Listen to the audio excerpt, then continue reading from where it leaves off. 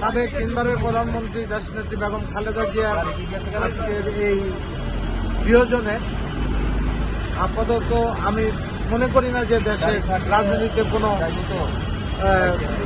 স্বল্পতা আছে, যেহেতু দেশ নায়ক তারেক রহমান দীর্ঘদিন নির্বাসে জীবন কাটিয়ে মায়ের মৃত্যুর পূর্বেই দেশে এসে পৌঁছেছেন।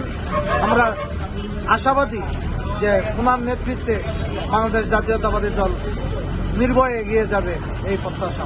এই মুহূর্তে তার এই শোক প্রকাশ নিয়ে মন্তব্য করা উচিত না, তারপরও না বললেই নয় যে উনি ইচ্ছা করলে আজকের এই পরিস্থিতি পিছনে উনি আংশিক হলেও দায়ী, যেটা বাংলাদেশের আপামর জনসাধারণ 19 কোটি মানুষ দেখেছে বা বিশ্ববাসী দেখেছে, আপনারাও দেখেছেন, মিডিয়াও দেখেছে, সামাজিক যোগাযোগ মাধ্যম যারা তারাও দেখেছে।